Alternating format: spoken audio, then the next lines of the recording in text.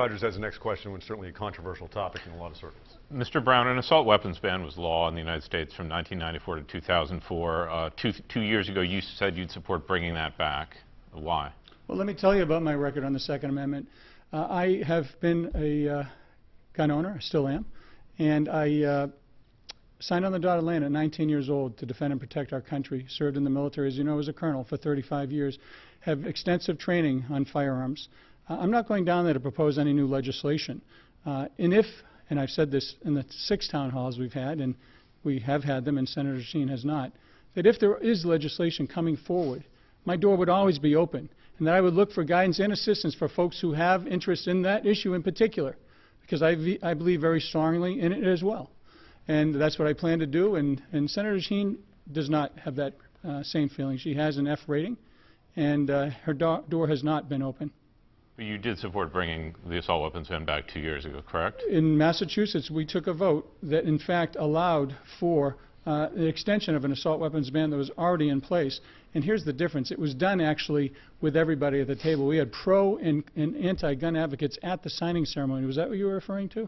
Yes. So what you're saying now, just to clarify, is that if something was proposed, you'd consider voting for it? Listen, I already said publicly, if something like that is proposed, I look forward to coming back and holding those town meetings and getting those Second Amendment advocates who know more than I do on some of the nuances of those issues to have them be part of that process. My door has always and will continue to always be open. Mr. Smith? Well, there he goes again. I mean, the answer, you didn't get the answer to the question. He goes on and on. He's got terrible ratings with all of the gun organizations. He's not pro-gun. He's just not pro-gun. And he answers, it's very frustrating. Answer the question. I'm not going to support a ban. I'll tell you that right up front. And I don't support stopping people from having the right to reciprocity. We'll go to jail in Massachusetts with a handgun from New Hampshire. He supports that. And he's not pro-gun, and yet you get all of this gobbledygook. I mean, this is what we don't need in politics today. This is what people tell me over and over again. We're so sick of hearing all of this. Take a stand. So what? I just took a stand on abortion, and he praised me for it.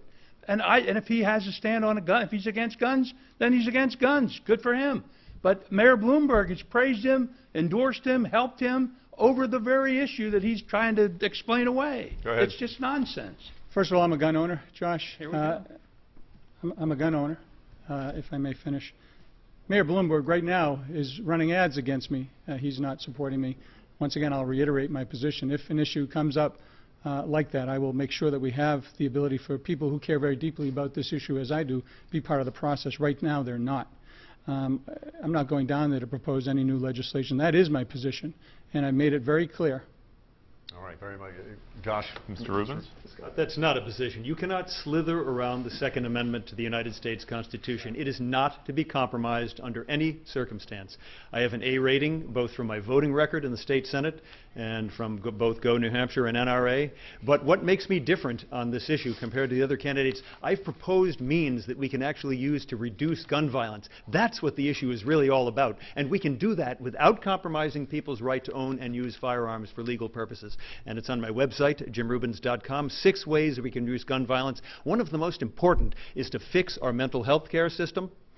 And another one is to encourage people, encourage schools, movie theaters, shopping malls, to bring trained, certified people into those locations to defend in case crazy people come in there, in order to defend people, innocent people. We have shown that it works, and we can encourage people in schools. Report. We know that 2 out of 3 cases of school violence, the perpetrator, the peers of that perpetrator knew about the plan in advance. We need to encourage people to report that to the authorities. Mr. Rubens, thanks very much.